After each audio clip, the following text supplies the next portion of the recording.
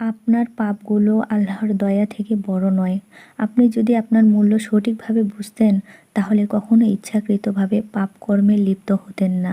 সত্যিকারের বন্ধুরাই জান্নাতে একে অপরকে প্রতিবেশী হতে চায়।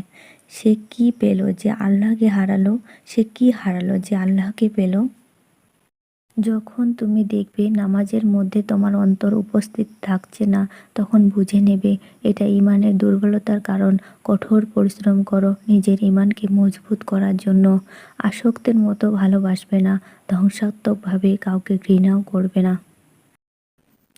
জুম্মার দিন সকল দিনের সর্দার, সব দিনের চেয়ে বড় ও আল্লাহর নিকট বড় মর্যাদাবান। এ দিনটি আল্লাহর কাছে ঈদুল আজহা ও ঈদুল ফিতরের চেয়ে অধিক উত্তম। হারাম সুখের চেয়ে হালাল একাকিত্ব অনেক উত্তম। আল্লাহর বাণী আমার অনুপ্রেরণার উৎস। এই দুনিয়াবী যাত্রার কুরআন আমার দিক নির্দেশক। আল্লাহর ভালোবাসা আমার সবচেয়ে বড় সম্পদ। ইসলাম নারীকে দেয় সম্মান মর্যাদা, তার নারীর সম্মান। যে বুকে কুরআন আছে তার চাইতে ধনী আর কি আছে? হোক লবণ ভাত, খাবারটা যেন হালাল হয়। ঈমানদার নারীদেরকে সম্মান করুন। ফিতনার যুগে তারা কঠিন যুদ্ধ করছে। পর্দা নারীর জন্য শাস্তি না, এটা নিরাপত্তার ধর্ম এবং নারীর আত্মসম্মানের রক্ষা কবচ। শিক্ষা মানুষকে আলোকিত করে, আবেগ মানুষকে নষ্ট করে, বিবেক মানুষকে বাঁচায়, আনন্দ মানুষকে হাসায়, ধৈর্য মানুষকে উন্নত করে, আর মিথ্যা মানুষকে ধ্বংস করে। জীবন সে তো একটি সুন্দর মিথ্যা। মৃত্যু বেদনাদায়ক হলেও বেদনা। মানুষ বলে যার গাড়ি বাড়ি আছে সেই সফল। কোরআন বলে যে নিজেকে শুধরে নিয়েছে সেই সফল। আলহামদুলিল্লাহ। আকাশের দিকে তাকিয়ে নিজের কষ্টগুলো আল্লাহর কাছে বলা সুন্নত।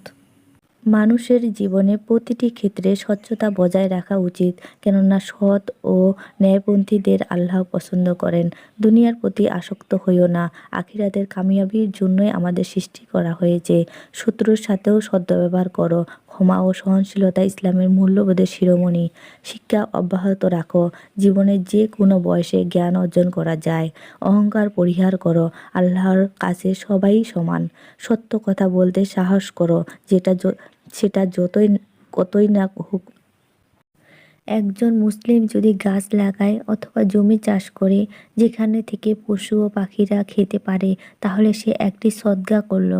এক ব্যক্তি রাসূল সাল্লাল্লাহু আলাইহি সাল্লামকে এসে বলল, আমাকে এমন কিছু শেখান যাতে আমি সুন্দরভাবে জীবন কাটাতে পারি, কিন্তু এমন কঠিন কিছু নয় যা আমি ভুলে যেতে পারি। রাসূল সাল্লাল্লাহু আলাইহি সাল্লাম বলল, রাগ করো না। তিন ব্যক্তির দিকে কিয়ামতের দিন আল্লাহ তাআলা তাদের দিকে করুণার দৃষ্টি দিবেন না ও তাদের জন্য কঠিন শাস্তির ব্যবস্থা থাকবে। গিঁঠের নিচে কাপড় পরিধানকারী পুরুষ, খোঁড়াদানকারী, মিথ্যা কসমের পণ্য বিক্রয়কারী। নিশ্চয়ই কষ্টের সাথে সাফল্য আসে। আল্লাহ অদৃশ্য ও দৃশ্যমান সব কিছু জানেন। আল্লাহ সাফল্য দানকারী। আল্লাহ সঠিক পথের দিক নির্দেশক। আল্লাহ সব কিছুই রক্ষাকর্তা। আল্লাহ আমাদের জন্যই যথেষ্ট এবং তিনি সর্বশ্রেষ্ঠ পরিচালক।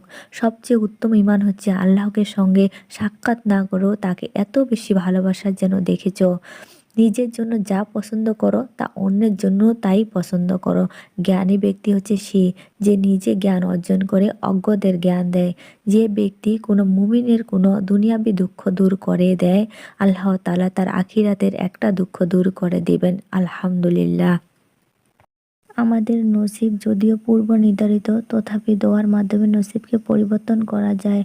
পাপাচার চার দিক থেকে নিজেকে দূরে রাখে দুনিয়া এবং আখিরাতের উভয় জগতের ভেসে কামিয়াবি লাভ করবে। কি হবে পৃথিবীতে এত সম্পদ জমিয়ে, সাথে যাবে শুধু আমল। সৎ পথে উপাদান। আমরা কতই না বোকা, দুনিয়ার লাভের আশায় পরকালের সুখ থেকে বঞ্চিত হই। আমরা অনিশ্চিত ভবিষ্যৎ নিয়ে কতটা চিন্তিত। বিপদে আল্লাহকে ডাকা। আল্লাহ ছাড়া কেউ বিপদ থেকে মুক্তি দিতে পারে না। রাসূল সাল্লাল্লাহু আলাইহি সাল্লাম বলেছেন, আমি এমন একটি দোয়া সম্পর্কে অবগত আছি, কোনো বিপদগ্রস্ত লোক তা পাঠ করলে আল্লাহ তাআলা তার সেই বিপদ দূর করে দেন। সেটি হচ্ছে আমার ভাই ইউনুস আলাইহিস সালামের দোয়া, লা ইলাহা ইল্লা আনতা সুবহানাকা ইন্নী কুনতু মিনাজ জালিমিন। তোমাদের মধ্যে সবচেয়ে বেশি ঈমানদার সে, যে তার কথা ও কাজে সবচেয়ে বেশি সতর্ক এবং তার প্রতিবেশীরা তার দ্বারা নিরাপদ বোধ করে। যে ব্যক্তি রাতে ঘুম থেকে উঠে 2 রাকাত নফল নামাজ পড়ে, তার জন্য জান্নাতের একটি আলো জ্বালানো হবে। 3 ব্যক্তির দিকে কিয়ামতের দিন আল্লাহ তাআলা তাদের দিকে করুণার দৃষ্টি দিবেন না ও তাদের জন্য কঠিন শাস্তির ব্যবস্থা থাকবে। গিঁঠের নিচে কাপড় পরিধানকারী পুরুষ, খোঁটাদানকারী, হাজারো টেনশনের মধ্যে আল্লাহর ভরসা শব্দটা যেমন মরুভূমির মধ্যে 1 গ্লাস পানির সন্ধান, তেমনি আলহামদুলিল্লাহ, তুমি ফিরে যাও আল্লাহর দিকে, সৌভাগ্য ফিরে আসবে তোমার দিকে। শিক্ষা যদি হয় জাতির মেরুদণ্ড, তাহলে কুরআন হচ্ছে মুসলিমের হৃৎপিণ্ড। শুকরিয়া ওই রবের প্রতি যিনি ঘুম নামক মৃত্যু থেকে জাগিয়ে আবার সকাল দেখান। মানুষের জীবনের প্রতিটি ক্ষেত্রেই স্বচ্ছতা বজায় রাখা উচিত, কেননা আল্লাহ সৎ ও ন্যায়পন্থীদের পছন্দ করেন। দুনিয়ার প্রতি আসক্ত হইও না, আখিরাতের কামিয়াবির জন্যই আমাদের সৃষ্টি করা হয়েছে। শত্রুর সাথেও সদ্ব্যবহার করো। ক্ষমা ও সহনশীলতা ইসলামী মূল্যবোধের শিরোমণি। শিক্ষা অব্যাহত রাখো। জীবনের যে কোনো বয়সে জ্ঞানের অর্জন করা যায়। অহংকার পরিহার করো। আল্লাহর কাছে সবাই সমান। সত্য কথা বলতে সাহস করো, সেটা যত কঠিনই হোক না কেন।